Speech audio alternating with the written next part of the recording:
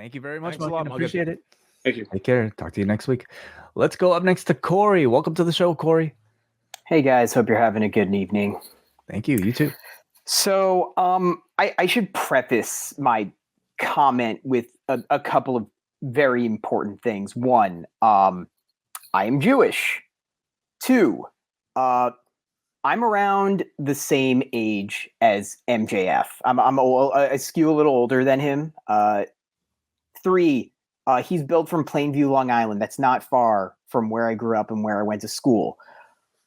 That means that we were both a part of the same county education system. That means that we both probably went to the Long Island Holocaust Education and Tolerance Center for field trips. It is a big part of what living in New York is education about the Holocaust, because we have like one of the most populous Jewish populations in America.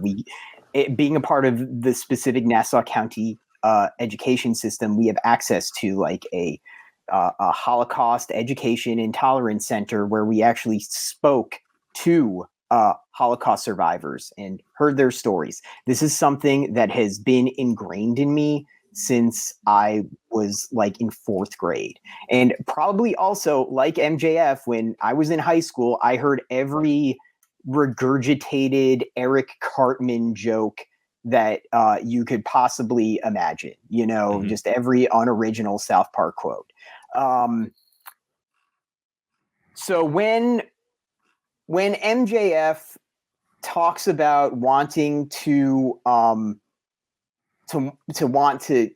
tell this story through pro wrestling, and he says, what is it, to anyone that thinks this can't be done through the avenue of pro wrestling, then that's an indictment on things that have happened in this sport past. I'm not giving wrestling the benefit of the doubt, man. I'm not. Pro wrestling, and I'm sorry I'm about to speak in like kind of broad strokes here. Pro wrestling is it is a juvenile form of entertainment. That is sort of its appeal in a lot of ways. It speaks to base instinct. It is not subtle in its storytelling. We can say that there is subtle storytelling in pro wrestling, but I believe that's relative. I don't think that pro wrestling as a medium has the level of tact to really tackle the subject matter of anti-Semitism. And we're going to throw out the timing of all of this because we shouldn't, but I'm going to. I honestly believe, Corey, I think there would be criticism other weeks too. I think it was accentuated this week of all weeks. But a question I would have for you, even if this could be done in whatever you deem a tactful way, is that something you yourself as someone Jewish are looking for in professional wrestling? No, absolutely not. Absolutely not.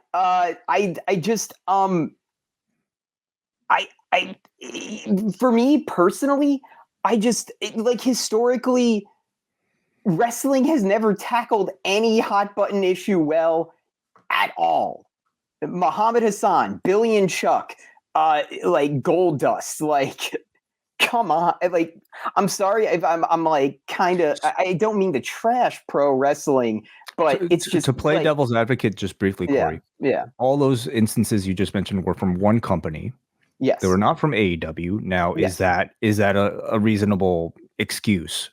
Just again to play devil's advocate. I mean, hey, you could certainly give the argument that this is a different company, a different cultural context. I just don't think the medium is built for it. I truly, honestly don't believe that. And I am willing to be proved wrong. I would love to be proved wrong. That means that there is truly space in growth for the type of stories that can be told. I just truly do not believe that pro wrestling by design is sort of built for this. It's and ultimately, even if the storyline is quote unquote successful, what is the moral here? Anti-Semitism is bad? Of course it is. The dude beats up guy for being anti-Semitic. Yeah. Okay. But it's so cartoonish. like, oh, I'm Juice Robinson holding up a roll of quarters with your name on it. It's so cartoonish, and it's so like I don't know. I like totally insulting. understand what you're stating, Yeah. Corey, and I feel like it's like, listen, I really applaud like the stuff that MJF like showcases, and the fact he gives a voice to Jewish representation. That is something that has that I'm sure many people look as very like aspirational to see this individual as successful as he is and to speak about this. And I just look at it from like how many people are really like wanting this out of their professional wrestling. Like there is a message that you could certainly send of like anti-racism. It doesn't mean I think you want heels coming out and like using the N-word for heat. And even with like the baby face prevailing in the end, like that might be the right message. Is that what you want on your air? Is it something that you want coming out of your heel's mouth on television that can be just shortened to a clip, and how that paints you, where right or wrong, AEW is saddled with the history of professional wrestling. When you see a clip of like, if you were to take this clip from this past Tuesday and throw it onto a news outlet, it's just look at pro wrestling, and rightly or wrongly, look at what they have stooped to.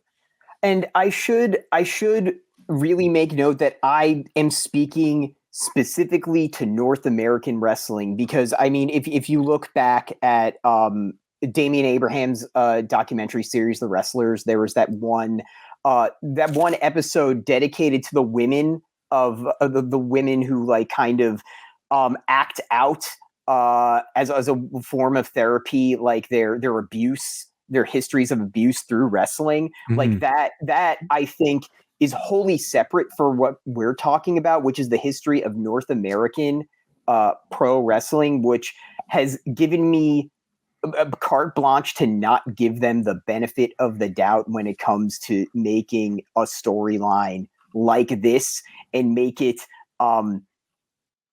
palatable, substantive. Sorry, I'm stumbling over my word there, but you know what I mean. Just it's something. I have not been given any reason to believe historically, because time and time again, wrestling can just lets me down in terms of that kind of storytelling, and not that I had any belief that it could do that in the first place. Yeah. So I first of all, I'd thank you for calling in, Corey, and sharing maybe like that like your complete raw thoughts about this. I'd love for you to like call us back once we see the result of this storyline, and I'd love to know your assessment of it afterwards, if you choose to watch it, of course. I also feel like for MJF himself to, what I would assume, create this storyline and to suggest it, I would think that he'd be sensitive to these issues. He's a bigger wrestling fan than any of us could ever dream to be. And what do you think, is making him confident that he could tell this story? And beyond that, is there benefit to exposing even an audience to talking about anti-Semitism the way that we are right now? So I cannot speak for the mind of MJF. I that is absolutely 100% something I can't do. Here's the thing: when it comes to people who believe that they can do like things with the art form that they work with, there are some people that aim higher than others. He is aiming for, in my opinion, the highest possible thing you can make. And that is, I'm not going to say highbrow pro wrestling, but pro wrestling that is subversive, maybe. Pro wrestling that actually really is pointing a finger and asking questions. And that's something that I don't think has been done well in the last, like, I couldn't even tell you how many years. He is trying to he is trying to be the change in the exact thing that I'm complaining about. And I don't think either of us are right over the other. I'm willing, like I said, I'm willing to see this out, and hopefully it lands on 2 feet. Just for me right now, I just I just think that pro wrestling is not the right venue for this. Like, this ain't Oz. This ain't American History X. This is All Elite Wrestling, you know? It's not something that I, this is the company that brought you Mimosa Mayhem and Stadium Stampede. You have every right to be skeptical, and I completely understand the sensitivity when it's basically, this is going to be a story that represents you, and it's going to be a story that represents your life, and that could be very uncomfortable to try to witness on screen. So again, I'd love to continue to follow your thoughts as they evolve, as the storyline progresses, and thank you for sharing. Of course. Have a good night, guys. Thanks a lot, Corey. Thank you, Corey. Thank you. Do you want to also make mention that MJF himself, so coming off of Tuesday, he did respond to some of the criticism online and used the maybe attention and platform to also promote an appearance he made for Stand Up to Jewish Hate at the Gillette Stadium in Foxborough, Massachusetts, and he also just released a video recapping his appearance at the event as well. So this is Robert Kraft's group that he assembled a panel that MJF was a part of. So you can see that video up on his Twitter. Yeah, this is the members of the panel and Robert Kraft, who founded this a couple of years ago. Yeah, it's one of the topics coming out of Tuesday that I certainly did not expect to get into heading into this week in pro wrestling, but this is one of the biggest conversations in pro wrestling right now.